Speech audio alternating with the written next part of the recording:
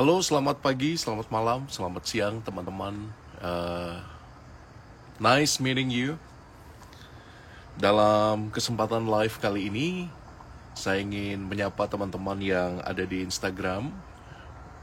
Dan saya berpikiran untuk merefleksikan bulan Agustus yang akan segera berlalu ini. Uh, Saya berpikir bahwa setelah berbulan-bulan kita melewati aneka tantangan dari pandemi ini, kita baik kalau diam sejenak 15-20 menit kita berbicara tentang yearning to breathe free, kerinduan untuk bernafas lagi dengan lega. Saya kebetulan tidak memakai masker karena sedang sendirian dan sedang di ruangan terbuka. Dan memang tidak nyaman ya memakai masker itu ya. Tidak nyaman memakai masker dan ya tantangan tersendiri. Apalagi kita melihat bahwa ada begitu banyak orang yang bergulat dengan ambang batas hidupnya selama masa pandemi ini. Ya, tapi sebelum kita mulai merefleksikan bulan Agustus dan memimpikan bulan September yang akan datang, saya ingin menyapa teman-teman. Ada Franciscus, Agnes, Nathanael, dan juga ada Fong Fong. Well, let me see again. Oh, ada Martin. Bonjour Martin. Ada teman saya dari Prancis yang akan segera menikah. Ya, teman-teman yang sudah hadir, mari kita sejenak merefleksi Agustus ya. Agustus dan bulan-bulan sebelumnya, di mana kita harus beradaptasi dengan kebiasaan baru, di mana kita harus berhadapan mungkin dengan aneka tekanan yang datang dari pandemi ini. Teman-teman silahkan menuliskan di kolom komentar apabila punya pengalaman atau punya tekanan tertentu yang ingin dibagikan supaya tekanannya lebih berkurang. Kalau saya melihat pandemi ini sebetulnya pertama-tama dari sisi spiritual ya. Banyak orang bertanya, mengapa pandemi ini harus terjadi? Apakah Tuhan sungguh menginginkan penderitaan dan keburukan bagi dunia?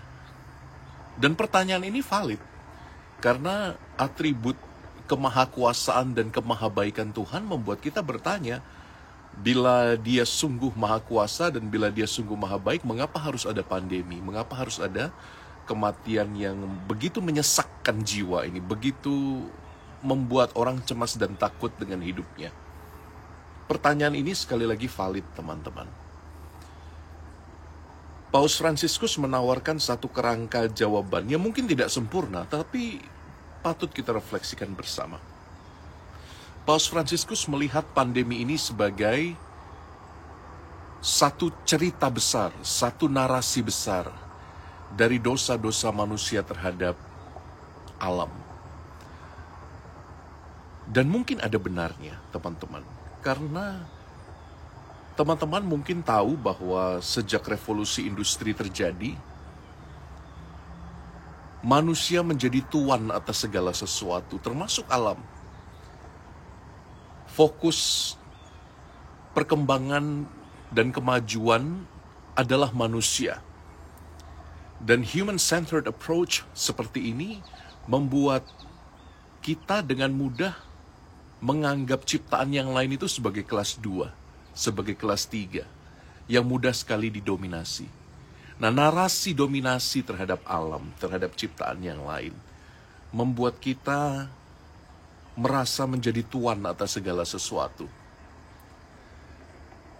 Padahal, dalam kisah penciptaan di kitab Kejadian, kalau teman-teman ingat, kisah penciptaan mengajarkan bahwa kita manusia diberi karunia akal budi bukan untuk menguasai saja, tetapi juga untuk mengatur dan memelihara kehidupan.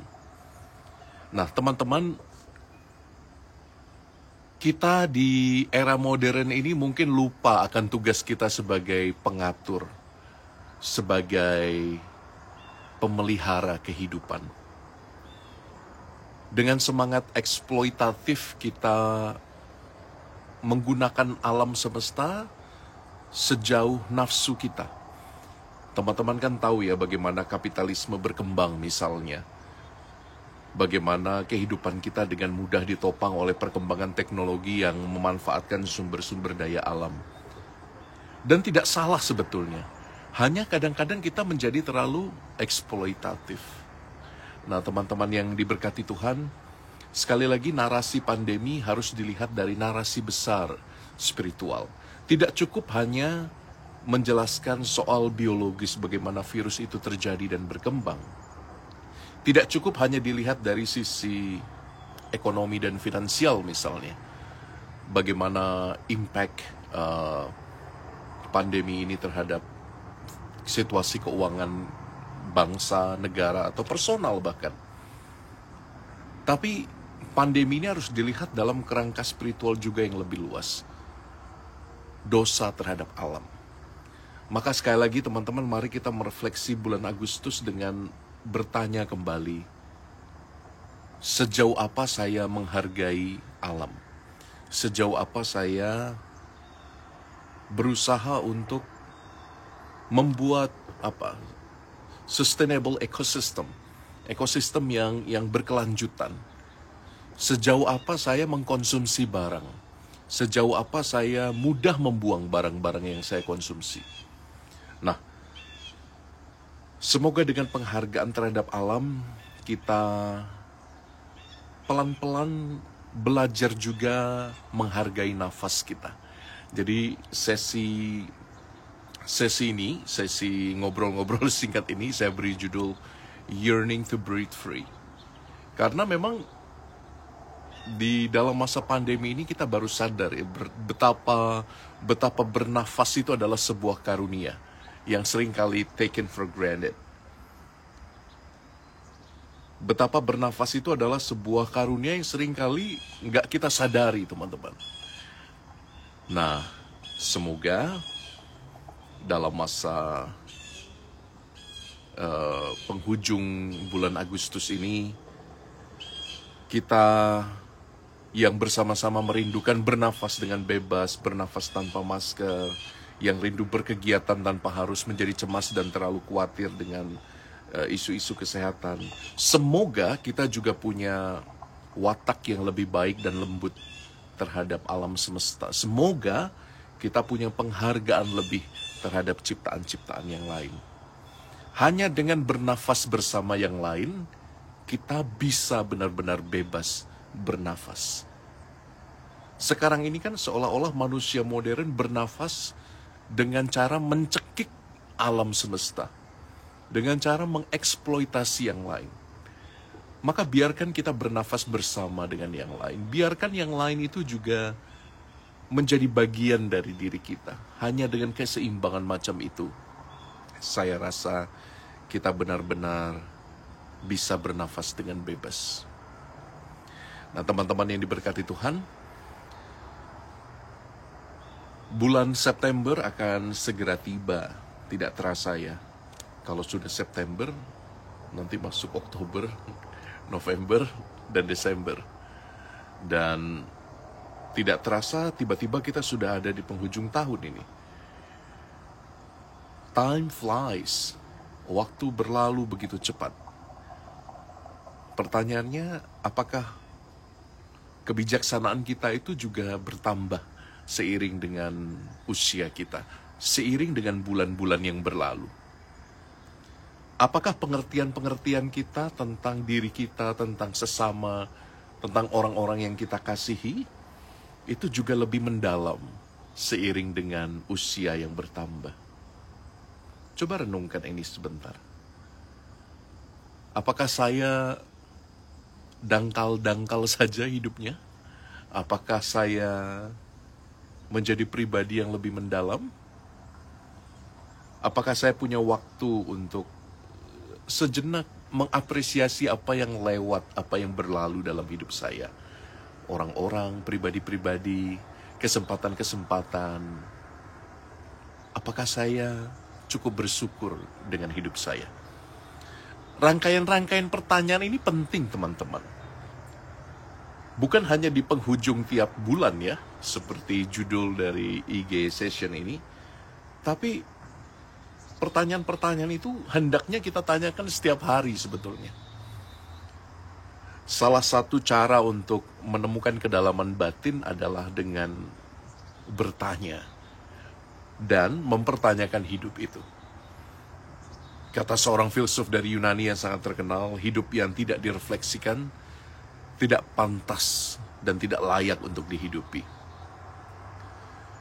Maka apakah kita pernah mengambil waktu untuk sejenak berefleksi, sejenak mempertanyakan hidup kita?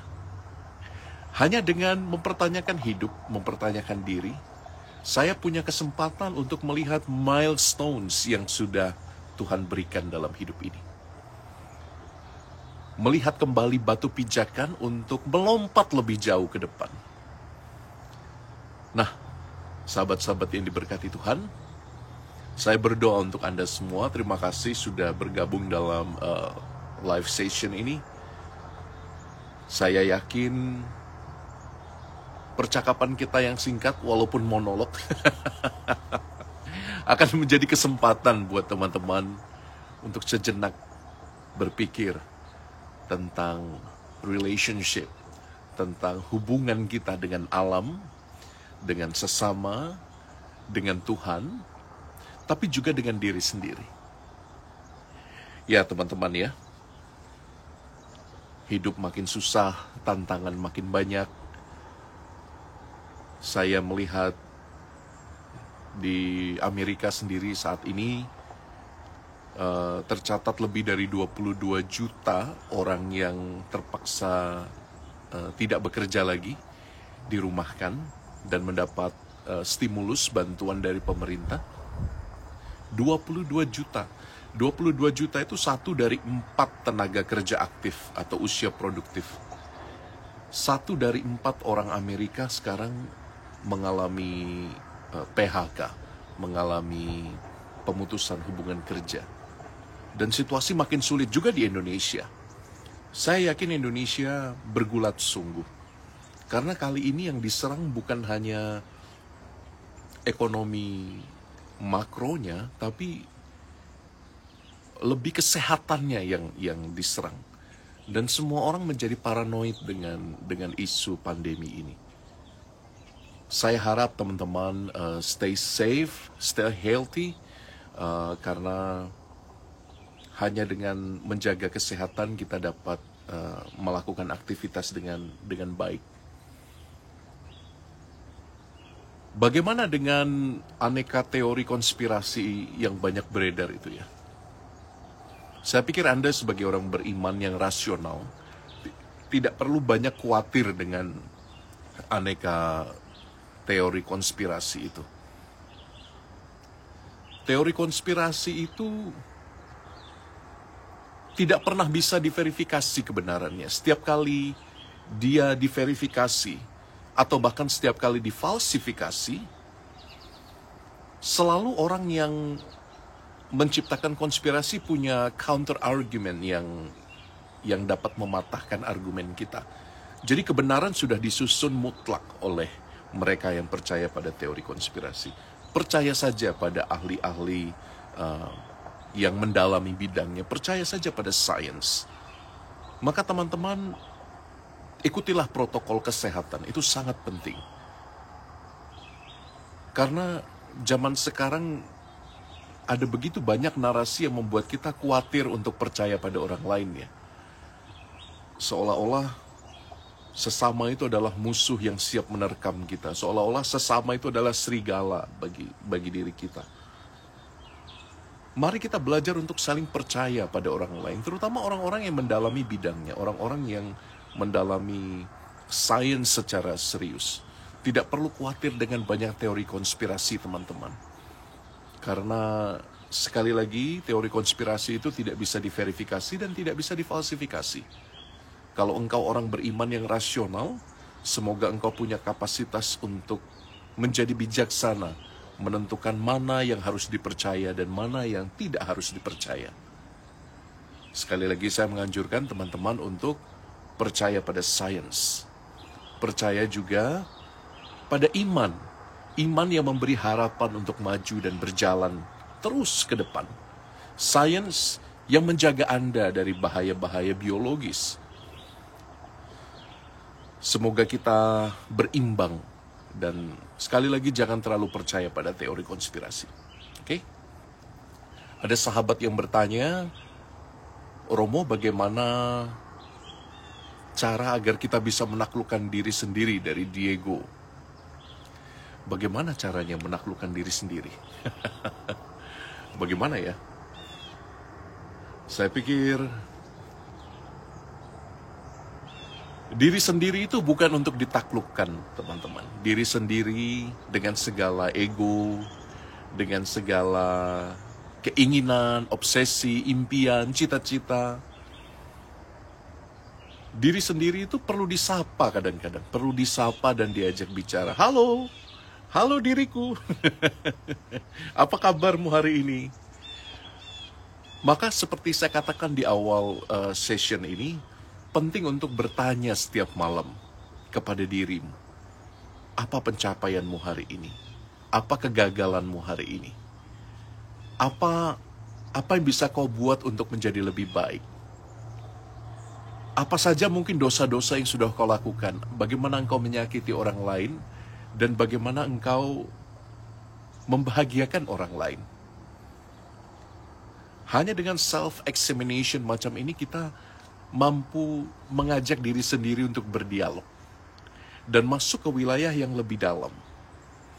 Hidup orang-orang muda ini ditandai dengan kedangkalan yang luar biasa, termasuk Romo Joni juga ya. Saya kadang-kadang menjadi dangkal dengan diri saya. Dangkal karena saya tidak mempertanyakan hidup saya dengan serius. Saya cenderung membiarkannya mengalir begitu saja. Penting sih untuk menjadi bahagia dengan membiarkan segala sesuatu mengalir sesuai kodratnya. Tetapi tidak cukup, teman-teman. Diri sendiri bukan untuk ditaklukkan, tapi diri sendiri untuk diajak bicara, diajak berdialog. Agar engkau menemukan makna yang lebih dalam. Agar hidup ini menjadi sesuatu yang pantas dan layak untuk dihidupi. Maka teman-teman yang diberkati Tuhan, hari Minggu ini, kan di Indonesia sudah malam ini. Coba ambil waktu untuk sejenak masuk ke wilayah yang lebih dalam. Oke? Halo Clara. Clara bertanya, Romo, di tengah pandemi ini, banyak dari kami yang melakukan work from home dan terasa semakin berat karena tidak mengenal waktu. Bahkan seringkali di luar jam kerja kami tetap harus bekerja. Bagaimana Romo agar mental tetap sehat? Ya, ini pergulatan banyak orang ya, Clara ya. Bukan hanya Clara, tapi juga sebagian besar orang yang work from home. Itu mengalami yang namanya screen fatigue gitu ya. Kelelahan dengan screen itu ya. Dan ini diterangkan dengan biologis, mungkin bisa di Google sendiri nanti pengaruh blue light terhadap mata dan otak kita. Kita mudah lelah sekarang untuk memandang screen itu ya. Semakin banyak kita memandang layar, semakin otak kita itu terangsang untuk bekerja dan bekerja terus tanpa henti. Saya sangat bisa mengerti mengapa Clara kelelahan dengan situasi seperti ini. Dan begitu banyak orang yang working from home. Dan ya, bagaimana caranya untuk menjaga sanity itu ya? Bagaimana caranya untuk menjaga kewarasan kita? Bagaimana ya caranya ya? Saya pikir kalau kita belajar dari para filsuf Yunani kuno, ada satu prinsip yang sangat menarik, yaitu prinsip proporsionalitas itu ya. Wah, ini ada Romo Pradit mengatakan, ya benar Romo, sangat lelah melihat screen itu, apalagi kalau stalking mantan di IG. Sangat lelah.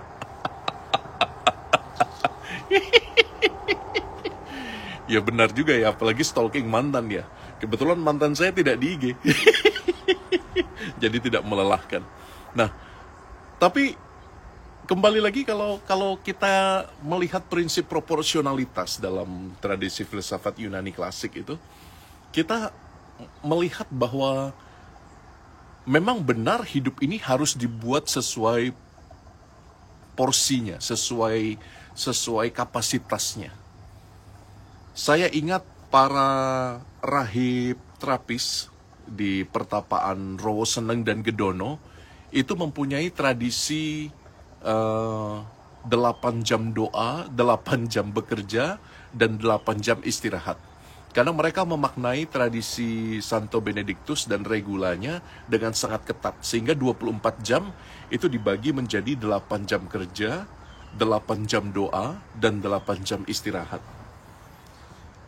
Bagi teman-teman yang working from home, usul saya adalah komunikasikan batasmu, komunikasikan boundariesmu, bukan hanya dengan orang lain, tetapi dengan dirimu sendiri. Ada banyak hal yang harus kita bereskan dan kita tangani di luar pekerjaan kita. Ada begitu banyak hal, keluarga, suami, istri, anak-anak yang harus diurus. Ada begitu banyak hal, termasuk juga dirimu sendiri yang harus diurus.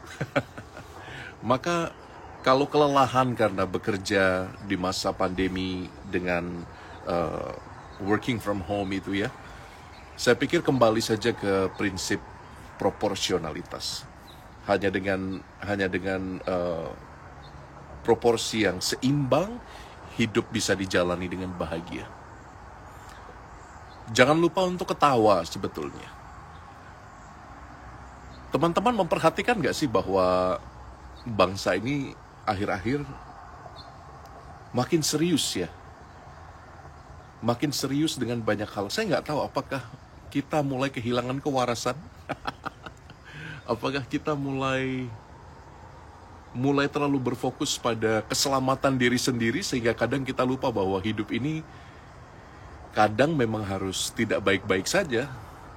Seperti judul film drama Korea yang baru-baru ini ya. It's okay not to be okay ya. Ya, itu kadang orang lupa bahwa hidup itu juga butuh bercanda. Bahwa kadang-kadang kondisi yang tidak baik-baik saja itu bisa dihadapi dengan senyum, dengan tawa. Menertawakan diri sendiri dan kondisi yang sulit ini adalah salah satu jalan yang paling, saya pikir, jalan yang paling transendental. Jalan yang melampaui masalah itu sendiri. Dan itu hanya mungkin kalau orang punya kedewasaan rasional, orang punya kedewasaan spiritual. Karena orang-orang yang susah bercanda, orang-orang yang susah ketawa, itu biasanya orang-orang yang agak jomplang entah di mana. Agak jomplang itu apa? Agak tidak berimbang gitu ya. Nah, maka teman-teman menjadi mudahlah untuk tersenyum di balik maskermu. Walaupun orang tidak bisa melihat senyummu, tapi dirimu kan bisa melihat senyum. Bahwa saya tersenyum, saya berusaha untuk mengatasi keadaan-keadaan yang tidak ideal. Saya berusaha untuk mengatasi masalah-masalah. Mungkin masalahnya saat itu tidak selesai, tapi perspektifmu, sudut pandangmu, caramu melihat masalah, itu tidak seruat kalau engkau cemberut gitu ya. Tidak seruat kalau kita itu berpikir terlalu serius. Mengambil jarak dari masalah itu memungkinkan kita untuk menjadi tersenyum. Tetap bersukacita dalam kesulitan. Walaupun ya terus terang ya tetap ruwet juga, tetap pusing juga memikirkannya. Iya kan? Ada tradisi yang baik ini dari seorang filsuf bernama Edmund Husserl. Beliau adalah tokoh fenomenologi Jerman, Husserl, yang mengajarkan bahwa dari dua fenomena, di tengah itu harus ada tanda kurung. Harus ditunda. Makna itu ditunda. Jadi, bila sesuatu menampakkan dirinya sebagai objek, ditunda dulu dalam tanda kurung imajiner. Dan pikiranku terhadap objek itu juga harus ditunda dulu dalam sebuah tanda kurung imajiner. Ini proses yang namanya epoche, atau dalam bahasa Inggris disebut bracketing, atau menaruh segala sesuatu dalam tanda kurung. Saya mendapat inspirasi luar biasa dari filsuf ini, Husserl. Dengan menaruh segalanya dalam tanda kurung, kita sejenak mengambil jarak. Distansiasi itu penting, mengambil jarak itu penting supaya kita dengan pelan-pelan membiarkan masalah itu muncul apa adanya. Dan hanya dengan mengambil jarak, maka kita punya perspektif yang lebih mendalam terhadap sesuatu. Bukankah gunung, itu kalau kita dekati, itu ya isinya hanya hutan belantara. Tapi begitu engkau melihatnya dari kejauhan, engkau akan mengagumi betapa indah, betapa majestiknya gunung itu. Gunung itu hanya bisa dinikmati dari kejauhan, teman-teman. Jadi, semoga kita punya kapasitas juga untuk distansiasi. Dan mungkin ini juga salah satu tips untuk mengatasi stres akibat pandemi. Betul, Stefanus, jalankan saja dengan gembira. Jalankan saja dengan gembira. Toh, masalahnya tidak akan berkurang atau bertambah. Perspektif kita yang berubah. Kalau engkau punya hutang 20.000 pada temanmu, apakah hutangnya akan berkurang apabila engkau cemberut? Dan apakah hutangnya akan berkurang kalau engkau marah-marah pada orang lain? Tidak, toh. Semoga perspektifmu yang diubah, sehingga kita punya energi lebih, energi positif. Kita lebih mudah kooperatif dengan rahmat Tuhan, sehingga rahmat Tuhan itu membuka mata kita melihat peluang-peluang yang baru. Begitu ya. Dari Pradit, menjaga jarak dengan mantan gimana mau? Kadang pengen move on, tapi kok sulit ya, karena masih sering melihat dan berkomunikasi. Ya, cinta yang sejati itu cinta yang membebaskan, toh. Cinta yang sejati itu cinta yang membiarkan orang yang dicintai itu terbang kemana ia ingin pergi. Cinta yang sejati itu tidak pernah mengkungkung atau memenjarakan. Cinta yang sejati adalah pilihan bahwa bahkan ketika saya berkorban dan menderita, yang saya cintai tidak boleh menderita. Ya, itu yang cinta yang sejati. Cinta yang tidak sejati adalah cinta yang posesif, cinta yang menganggap bahwa yang lain itu adalah objek yang harus saya dominasi, yang harus saya kuasai. Maka kalau pengen move on dari mantan, berdasarkan sharing banyak orang, bukan berdasarkan pengalaman sendiri ya, berdasarkan sharing dari banyak orang, yang dapat teman-teman lakukan adalah, ya sekali lagi, berbicara dengan hatimu. Mengapa sulit bagiku lepas dari dia? Mengapa sulit bagiku membiarkannya bahagia dengan jalannya? Bertanya pada dirimu. Dan kadang-kadang berat ya. Kadang-kadang kita membutuhkan sesama yang lain. Kadang-kadang kalau kita terus bertanya pada diri sendiri, lama-lama gila juga ya, amsyong juga. Tapi kalau kita punya seseorang yang bisa kita ajak bicara, ada seseorang yang kita percaya sebagai sahabat, saya yakin, saya percaya bahwa mereka akan menjadi kekuatan yang luar biasa. Dan sahabat yang sejati adalah mereka yang bukan hanya mengenal atau mengerti dirimu, tapi juga mereka yang menerima kelemahan-kelemahanmu. Ini yang sulit didapatkan. Saya bersyukur karena dalam hidup membiara saya punya sahabat, Romo Effendi, SCY, Romo Dedi, SCY itu adalah sahabat-sahabat saya dalam hidup membiara. Tapi di luar hidup membiara saya punya sahabat juga. Saya punya Hendy Suryadi, sahabat saya dari kecil. Eddie Jansen juga sahabat saya dari kecil. Penting untuk memiliki sahabat. Bukan hanya sebagai teman ngerumpi, tapi teman berbagi hidup. Teman berbagi perjalanan. Hidup ini berat loh. Hidup ini berat, apalagi kalau jomblo seperti saya. Tapi hidup ini akan baik-baik saja kalau kita mempunyai seorang sahabat. Jadi sekali lagi kalau kembali ke pertanyaannya Pradit PR, ini Romo ya ini ya.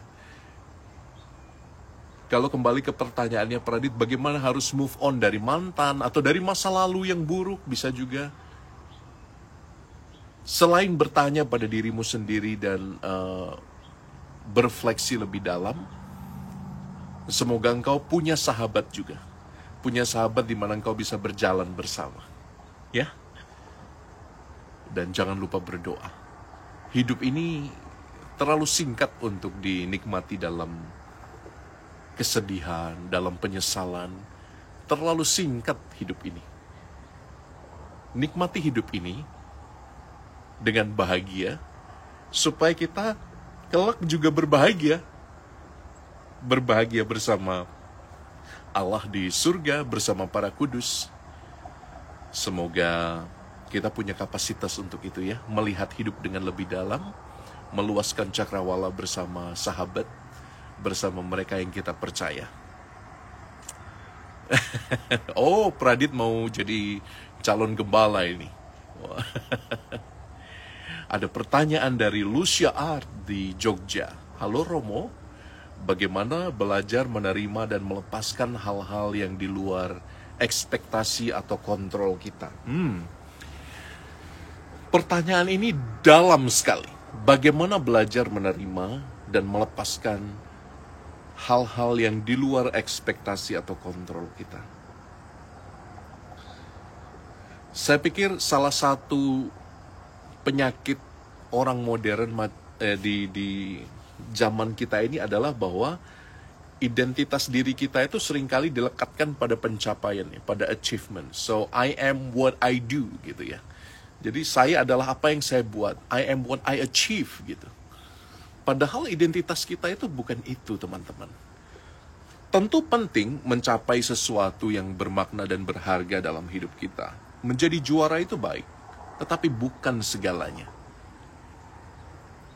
Punya impian dan cita-cita itu baik, tetapi bukan segalanya.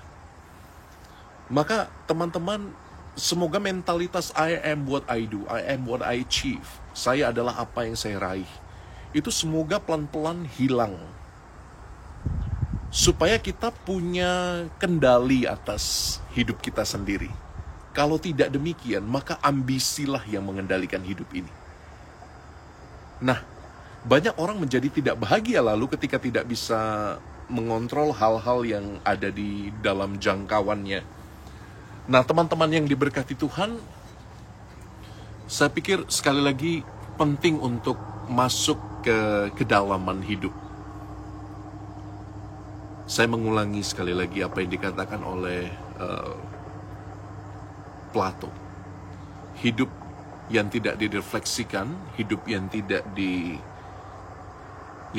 dipertanyakan adalah hidup yang tidak layak untuk dijalani. Maka bertanyalah pada dirimu, masuk ke wilayah yang dalam di dalam batinmu, dan bertanya, mengapa saya begitu terikat dengan pencapaian?